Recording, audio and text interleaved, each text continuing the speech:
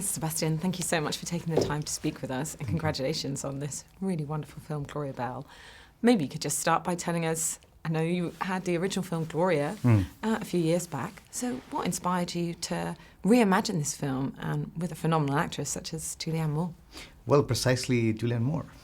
She's the reason why this film exists. It was her enthusiasm for the original film, the element that triggered the idea of revisiting the story and telling it again. This time with her channeling the archetype of Gloria. And what do you think you did differently this time round? And how did you work with Julianne Moore to kind of bring her different view on the character to life in this version? Well, the thing is that apart from the obvious changes, it doesn't happen in Santiago, it takes place in Los Angeles, in the United States, and all the cultural nuances that needed some kind of adaptation. I think the main difference or what is new is, of course, the woman that is being portrayed and observed. The game of the film is to take a secondary character and turn her into an absolute protagonist. She should be the wife or the auntie or whatever, and then the movie should go with some other character, and Gloria should not be more than that. But here we stay with her until we hopefully end up feeling the world like from within her skin. So she's observed from every possible angle and going through the entire emotional spectrum. So when you change the woman that is at the center, somehow the DNA of the film is modified. And I mean, she literally is in every frame of the film. And yes. There's an intensity to it in the fact that we are seeing almost every moment of her emotions fluctuate from minute to minute. So how was it working with Julianne? And, how did you get through those perhaps more challenging moments of the film? It was great. I mean, it was great to see her incarnating Gloria, to see her channeling Gloria.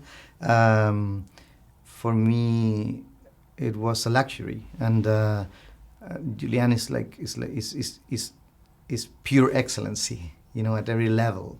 So it was all about subtleness and complexity and layers of more and more complexity. So it was really a really rich experience, and we had a great time doing it. And obviously, in the meantime, since you first did Gloria, you've also filmed A Fantastic Woman in Disobedience. Yes. So what do you think you drew from the experience of making those films into this version of Gloria? Well, I guess making A Fantastic Woman and having done Disobedience, which was my first film in English, made me feel that I was in a moment where I felt, so to say, morally authorized to revisit my own materials and doing it for the joy of making a film, and I just felt it was a good time to look at the same time back and forward, which is what Gloria Bell does, because it revisions a previous story, but at the same time, in terms of style and color palette, and in terms of the way the camera moves, it is somewhere new, and it's maybe indicating where things are heading to in terms of language. And I mean, the world has moved on in some respects in those years since Yes. you first made Gloria.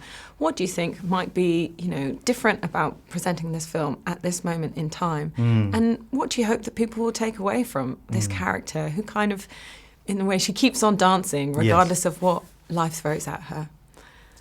Well, I think that when we released the first Gloria, somehow that film was slightly ahead, because right after 2013 and 14, the idea of women at the center of everything, of the public discussion, was really installed. And now I think Gloria Bell is very timely. I think it's in the meantime the world turned or 180 degrees towards the Middle Ages, and suddenly the story of a woman that claims her right to be loved and seen and respected and considered became suddenly urgent again. So yeah, I hope people, after following her through her journey, come out of the cinemas, I guess, inspired and eager to live, to maybe dance. And can you quickly tell us what you might be working on next after this one? Well, I'll be writing this year, but it's a bit early to reveal what I'm writing about. Okay. Well, thank you so much for your time. Thank you. Congratulations on a wonderful film. Thanks so much.